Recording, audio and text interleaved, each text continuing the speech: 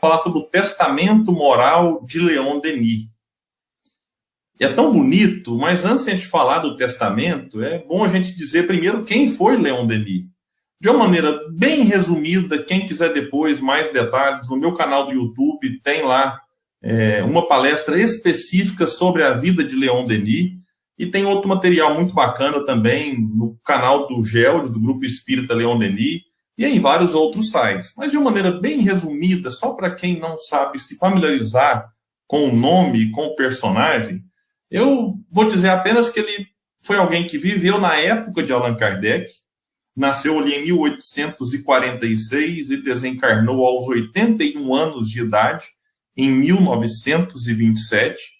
Então ele foi contemporâneo de Chico Xavier também, quase foi contemporâneo de Divaldo, que nasceu em maio, e Leon Denis desencarnou em abril, de Eurípides Barçanufo. Eurípides, inclusive, tornou-se espírita após ler o livro Depois da Morte.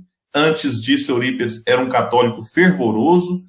Leon Denis dedicou a sua vida, nós falaremos disso mais aqui ao longo da palestra, mas foi um grande escritor, escreveu grandes e belíssimas obras, teve um trabalho árduo na doutrina espírita, sendo considerado por muitos, inclusive por mim, aquele que consolidou o espiritismo depois da desencarnação de Allan Kardec. Quando Allan Kardec desencarna, nós tivemos um certo, eu vou dizer um termo que não é muito bom, mas um certo hiato, um buraco, assim, num período em que os espíritas ficaram meio confusos com aquela desencarnação de Kardec. É claro que o trabalho continuou, inclusive sendo feito pela Amélie Boudet, a senhora Allan Kardec, mas Leon Denis, a partir de 1885, ele começa, então, a ganhar destaque para se tornar o que é conhecido hoje como o grande apóstolo do espiritismo. Leon Denis não era médium,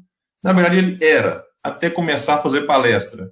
A partir daquele momento, digamos que a sua mediunidade de vidência, de incorporação e psicografia, ela foi cessada e direcionada aquela energia toda para a parte da oratória, para a parte escrita, em que ele não era, então, um médium ostensivo, mas o próprio Leon Denis reconhece a ajuda, o auxílio direto dos espíritos através da inspiração.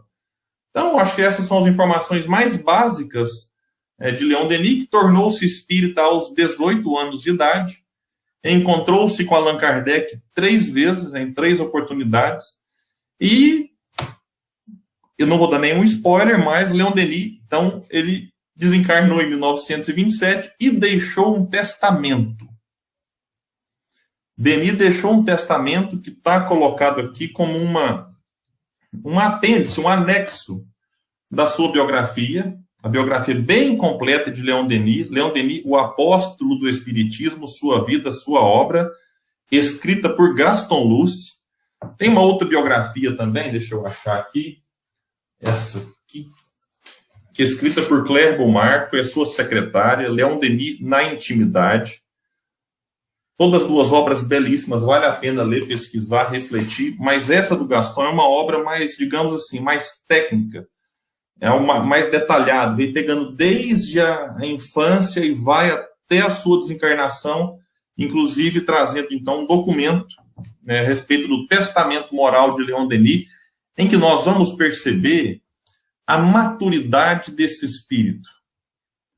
Como era alguém que vivia a encarnação plenamente consciente do que aconteceria algum dia, que é a morte do corpo físico.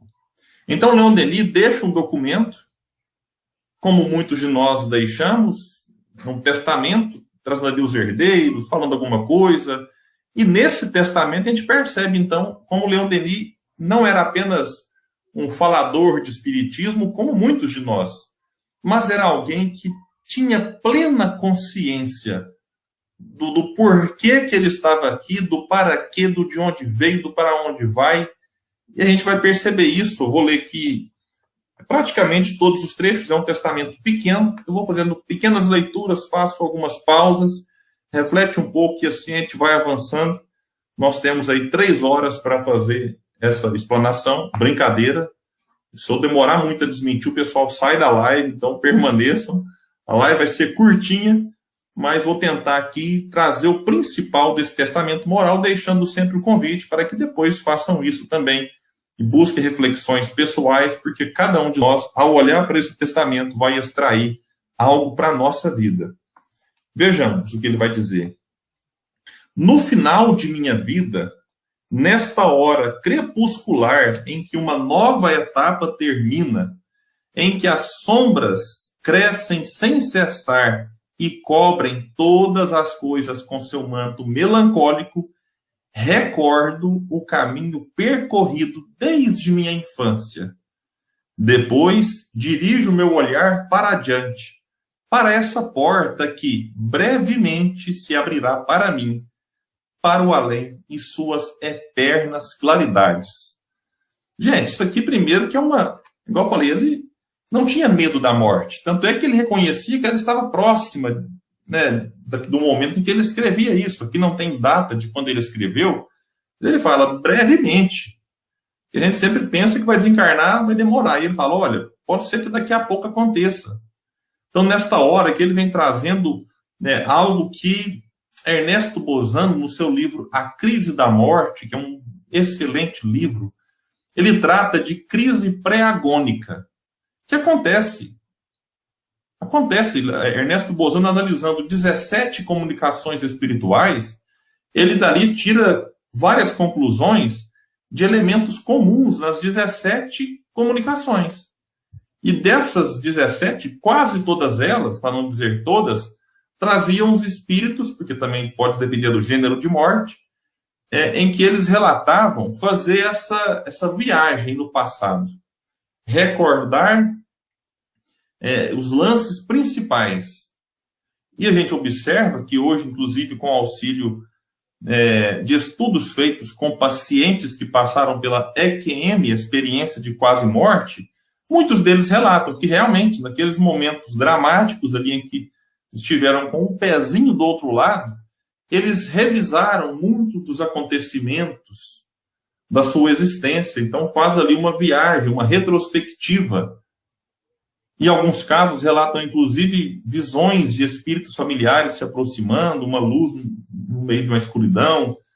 Então o que Leon Denis falou naquela época é algo que não é ele que inventou. Claro que é a partir dos estudos que ele fez, dos relatos dos espíritos, e agora ele trazia isso na consciência de que aconteceria com ele mesmo. E aí ele continua dizendo, e aqui um detalhe, né? A tranquilidade com que ele encara esse momento. A tranquilidade com que ele encara algo que a gente nega, a gente tem dificuldade de conceber que um dia a gente vai desencarnar. Um amigo meu um dia falou, William, eu encaro com tanta tranquilidade que eu já escolhi até a playlist do meu velório. Isso é uma boa dica, viu? Eu só não vou falar para o Melo tocar no meu velório, porque eu acredito que ele vá primeiro, né? Mas, veja que bacana, a pessoa escolher as músicas do próprio velório. Mas que sentido faz isso? Poxa, vai saber se eu vou ficar ali acompanhando, tendo dificuldade em compreender o que está acontecendo? A música é algo que ajuda sempre. Então, por que não? Eu já fui em alguns velórios em que o pessoal colocava ali do lado uma caixinha de som tocando baixinho, né, gente? Também não dá para exagerar, né? Colocava ali uma música ao fundo, maravilha. Então a pessoa lida com tranquilidade. Leon Denis disse que no velório não queria pompas, não queria nada que se doasse, dinheiros que se gastaria com algumas coisas para entidades, enfim. Era alguém que falava do seu velório com antecipação. Não precisava deixar para a família preocupação com tantas coisas. Será que fulano gostaria de uma coroa? Será que não gostaria? Eu acho. Então, a gente trabalhar isso, deixar isso preparado, conversado com os familiares, facilita a vida deles. Então, vamos ver o que Leon Denis continua dizendo. Nessa hora, minha alma se recolhe e se desprende antecipadamente dos liames terrenos. Ela vê e compreende o objetivo da vida. É algo que Kardec trabalha no Livro dos Espíritos. De que a alma pode já ir se desprendendo, gradativamente, enquanto se está encarnado. Claro que o rompimento final é só na desencarnação, ali no momento crucial para alguns, porque outros, depois que o corpo para de suspirar, continuam vinculados ainda. Mas isso é um tema para outra palestra. Inclusive, Leon Denis, depois a gente poderia até trabalhar o assunto com mais calma, falando sobre a sua desencarnação. Há relatos na biografia dele de como que isso foi se dando gradativamente no dia. Ele foi perdendo forças como uma máquina que vai parando aos poucos até que ele faz a passagem. E depois ele traz uma comunicação, ele dá uma comunicação mediúnica, que também está aqui nesta biografia, mas que, infelizmente, nós não teremos tempo para trabalhá-la. Mas eu estou com vontade de fazer depois uma live sobre a desencarnação. E aí fica o convite, pessoal, depois, se quiser, no meu canal, eu seleciono tudo nas playlists. Então dá para a gente acompanhar isso lá depois, porque eu estou deixando aqui algumas promessas, e nem todas dão para cumprir durante a própria live. E quando ele fala que vê e compreende o objetivo, me fez lembrar da questão 165 do Livro dos Espíritos. Quando Kardec, perguntando sobre a perturbação espírita, que no 63 Kardec descobre, todo mundo vai passar por aquilo que se chama perturbação espírita, que é aquela confusão. Fica perturbado. Será que eu desencarnei? Será que eu não desencarnei? Será que eu continuo? Não continuo? E aí Kardec pergunta na 165 se o conhecimento do espiritismo poderia abreviar esse sofrimento na perturbação espírita. A pergunta não é literalmente como eu falei, mas a ideia é essa. E a resposta é de que sim, o conhecimento do espírita ajuda e ajuda muito, porque o espírita conhece antecipadamente qual é a sua situação. E aí a gente pode pensar assim, ufa, ainda bem que eu sou espírita. Só que Kardec coloca um porém, os espíritos para Kardec. Porém, o que mais exerce influência é a prática do bem e a consciência pura. Então não basta apenas se dizer espírita, porque a gente aí pode até ter consciência do que vai acontecer. Mas se eu não praticar o bem e não tiver a consciência pura, pouca coisa vai resolver. E aí alguém que pratica o bem será melhor auxiliado do que eu, que sou espírita apenas no rótulo, apenas na fachada. Então aqui Denis demonstra o conhecimento antecipado do que lhe aconteceria. William, mas eu não sei o que vai acontecer comigo. Se a gente estudar o espiritismo, a gente vai saber que pelo menos continuaremos vivos. E compreendendo que a morte é apenas a morte do corpo e o espírito continua, nós continuaremos sendo aquilo que somos. Então a gente já sabe o que vai acontecer depois. Eu continuarei sendo como eu sou. A morte não provoca profundas mudanças no indivíduo. É claro que, na medida em que o tempo passa, ele vai compreendendo o que acontece. Mas até ele passar por aquela perturbação, a prática do bem e a consciência pura é o que ajudam mais. Agora, o que eu deixo como convite é o seguinte: já pensou a gente com o benefício de conhecer antecipadamente a partir do conhecimento espírita, praticando a caridade, mantendo a consciência mais reta? Aí, como os jovens dizem aí, né, ninguém nos segura, né? Então a gente vai chegar no mundo espiritual, digamos assim, arrasando, né, com tranquilidade, porque cumprimos o nosso dever. Denis continua então, consciente de seu papel neste mundo, reconhecida pelos benefícios divinos, sabendo por que veio e por que atuou, bendiz a vida por todas as alegrias, todas as dores, todas as provas salutares que experimentou e agradece os instrumentos de sua educação e de seu progresso. Isso aqui é ele falando sobre ele mesmo. E quando fala agradecer os instrumentos de sua educação e de seu progresso, ele está falando isso aqui, inclusive, em relação ao próprio corpo físico.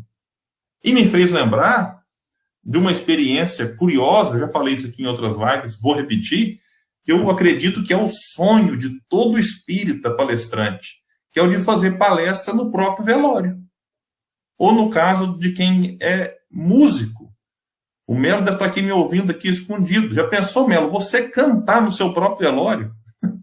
Isso é uma bênção, porque já demonstra que você está consciente do que aconteceu, de que desencarnou, e demonstra gratidão pelo corpo, que lhe serviu de instrumento para progresso espiritual. Caibar Schutel fez isso.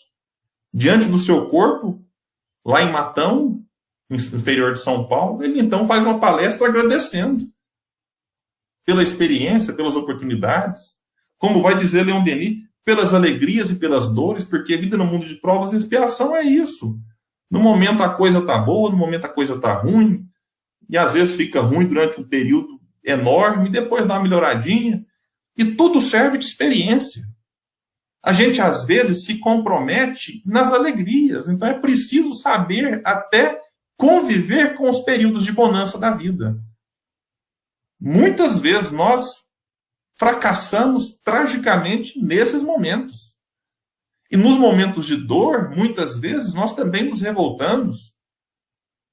Às vezes nos comprometemos gravemente, querendo fugir da dor pelas portas do suicídio, por exemplo. Então é necessário saber conviver com todos esses momentos.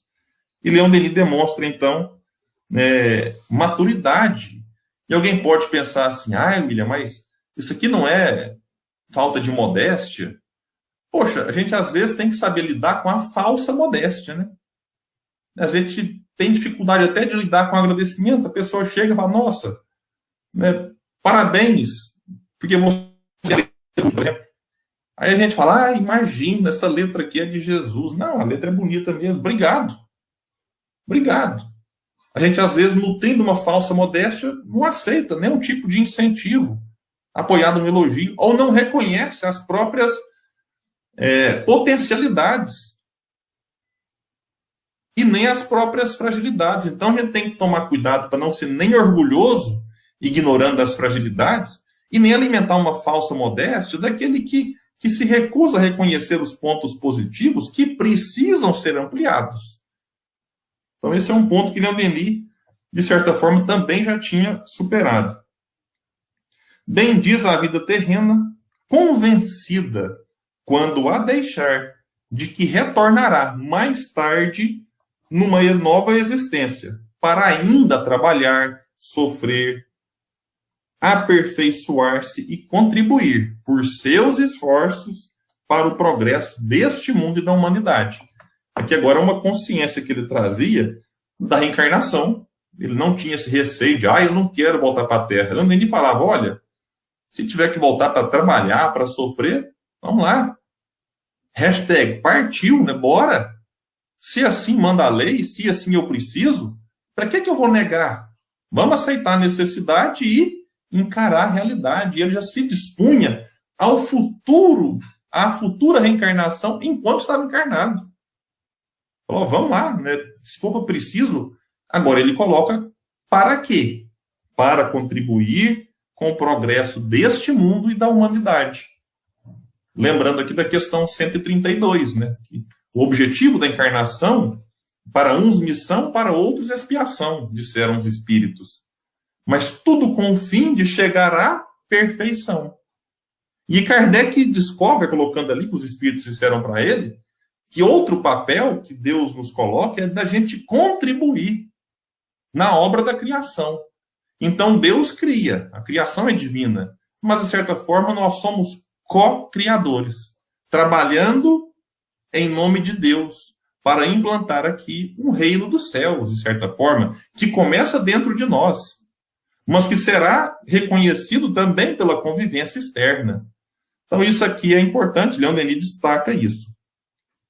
Agora ele vai dizer, consagrei esta existência ao serviço de uma grande causa, o espiritismo ou espiritualismo moderno, que será certamente a crença universal, a religião do futuro.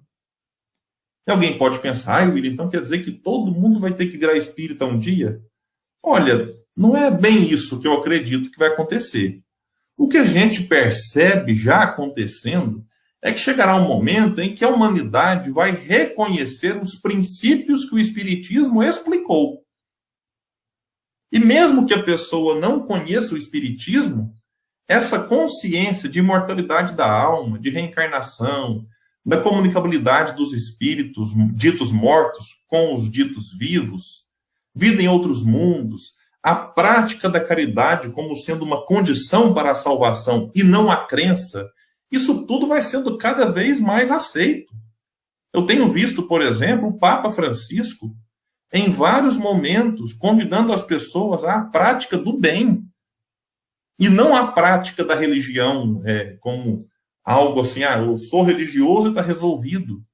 Então a gente percebe que o catolicismo tem um dogma chamado fora da igreja não há salvação. Só que o Papa, na prática, ele já não reconhece mais esse dogma. Ele meio que, em outras palavras, ele diz que fora da caridade não há salvação. Isso é uma mudança radical no seio da Igreja Católica. E não sei vocês, mas eu conheço muitos irmãos, até evangélicos, ou católicos mesmo, que vira e mexe já fala alguma coisinha de reencarnação. Mas eles não seriam bom que eles estivessem no centro espírita? Poxa, se eles gostam de ficar na igreja católica, se eles gostam do culto evangélico, se eles gostam do templo budista, o importante é eles serem pessoas boas. E a crença nesses princípios nos auxilia a ser uma pessoa boa. Então é nesse sentido que Leon Denis fala de crença universal, de religião do futuro. Consagrei à sua divulgação todas as minhas forças, toda a minha capacidade e todos os recursos de meu espírito e de meu coração. Escreveu livros, artigos, fez palestras, trocou inúmeras cartas, inclusive com o Brasil, com a Federação Espírita Brasileira, da qual ele foi, inclusive, presidente de honra no Congresso de 1925, que não me falha a memória, em 1910. Participou e presidiu diversos congressos. Participou de encontros, recebia pessoas na sua casa para falar de espiritismo e do movimento espírita. Então, a vida de Leon Denis foi dedicada ao espiritismo. Pela causa do espiritismo, renunciei a todas as satisfações materiais, mesmo as da vida familiar e da vida pública, aos títulos, às honrarias e funções, vagando pelo mundo, muitas vezes só e triste, porém, no fundo, feliz de assim pagar minha dívida do passado e de me aproximar dos que me aguardam no além, na luz divina. Que a biografia vai entrar em detalhes, que eu não vou ter como explicar aqui agora com profundidade, mas, por exemplo, Leon Denis tinha um sonho de constituir uma família, mas como a missão no espiritismo se apresentou antes disso, ele então teve receio de, entre aspas, comprometer a felicidade familiar por conta do compromisso espírita, então ele decidiu não constituir família. Leon Denis foi convidado para ingressar na política, mas como ele já estava ali no meio do movimento, ele disse que reconhecia o valor da política, a importância dela, era alguém que gostava de falar sobre. Na biografia fala que todos os domingos, amigos de Leon Denis iam à sua casa falar de política, das coisas que aconteciam na França, no mundo. Então ele não era aquele assim, que tem repulsa pela política e acha que não deve se envolver com isso. Leon Denis era um ser politizado, mas ele optou por não seguir a carreira política, embora tenha recebido convites insistentes de um seu amigo político da época. Willer, quer dizer que com isso nenhum espírita mais deve se dedicar à política? Isso é de foro íntimo. Cada pessoa atende a um chamado. Se a pessoa tem a vocação para ser, como nós tivemos Bezerra, Caibar Schutel, Eurípides Barçanufo, Freitas Nobre e tantos outros, siga o seu caminho, seja feliz, sendo espírita e sendo política, mas não utilizando o espaço espírita, seja ele virtual ou físico, para se promover politicamente. Então há que se fazer essa distinção. O espírita tem a liberdade para seguir qualquer profissão, inclusive a política. Mas ele não pode misturar o espaço espírita para, de certa forma, fazer campanha, enfim. Isso tem que ficar bem dito. E Leon Denis, então, vai falar que caminhava muitas vezes só e triste. Isso aqui é importante. Que a gente, às vezes, olha para a vida de um Divaldo Franco, que ainda está encarnado, e fazia viagens até antes da pandemia, e fala, nossa, deve ser muito bom, tirar tanta foto, mas é cansativo, acredito. Ficar aí trocando de aeroporto, pegando escalas, muitas vezes sozinho, na solidão, madrugada, noite, horas de viagem. de viagens, não é uma tarefa fácil, é desgastante, fisicamente, inclusive. E Leon Denis diz aqui, mas no fundo, feliz. Então é a felicidade de quem cumpre o próprio dever, a felicidade de quem faz o que gosta, de quem faz o que ama, em que mesmo que o corpo fique cansado, mas o espírito está radiante, está alegre, está contente por cumprir aquelas tarefas. Então ele vai, já caminhando para a conclusão, vai dizer que abandonando a terra, agora vai falar em relação aos recursos, quero que os recursos por mim deixados sejam consagrados ao serviço dessa mesma causa. É com este pensamento e com esta firme vontade que organizei a lista dos meus herdeiros. Como ele não tinha esposa, não tinha filhos, os pais já tinham desencarnado, Leon Denis, então, ele doa, né, para a causa tudo aquilo que ele tinha deixado. Ele vai dizer em relação às obras, que ele vai deixá-las com Jan Meyer, um grande amigo. Jan Meyer é alguém que merece o nosso respeito pela contribuição que ele fez ali no início do século XX para com a doutrina espírita. Tinha ali uma gráfica. Então, Leon Denis doa para Jan Meyer todo o seu acervo literário, todas as suas obras, melhor dizendo. E também deixa os volumes e brochuras, são os pequenos livretinhos, em depósito na tipografia Arrouot, que estava nessa tipografia. Ele passa tudo isso também para as mãos de Jan Meyer, clichês, impressões e anexos. E Leon Denis, tão preocupado para evitar polêmica, evitar briga. Gente, isso aqui eu acho fantástico, porque às vezes a pessoa morre e vira uma confusão. A obra do fulano é de quem? Isso aqui é disso, isso aqui é daquele. Vejam o que Leon Denis fez. Isso aqui deveria inspirar muitos autores e autoras, inclusive espíritas. Se, por morte do senhor Jan Meyer, o funcionamento de sua biblioteca acima designada se achar comprometido, minhas obras cairão no domínio público e todos os interessados poderão reproduzi-las, com a condição de seguirem escrupulosamente o texto de cada última edição, sob o controle e vigilância de meus executores testamentários. Isso aqui é o seguinte: se vocês de São Gotardo, ou quem me assiste agora em qualquer lugar do mundo, se vocês quiserem publicar obras de Leon Denis, fiquem à vontade. Não tem que brigar, entrar na justiça. O que acontece, isso tem que ser respeitado, é que, por exemplo, o texto de Denis está em francês. Então, quem quiser publicar em português tem que pagar uma tradução ou convidar alguém para fazer a tradução de maneira voluntária, gratuita. E aí, o que não entendo desse mercado, mas o que me parece é que quando alguém paga para fazer a tradução, aquela tradução passa a ser de propriedade da editora. Esse é um detalhe. Mas aqueles que estiverem na França agora, que quiserem, ou no Brasil, e quiser publicar em francês, fiquem à vontade. Não precisem brigar, não precisem criar nenhum tipo de desconforto, de ir para a justiça. Leon Denis doou tudo que ele escreveu para todo mundo. É de domínio público. Eu não vou citar nomes, mas imagine se vários autores que a gente gosta, a gente pudesse também encontrar a mesma obra sendo publicada por diversas instituições.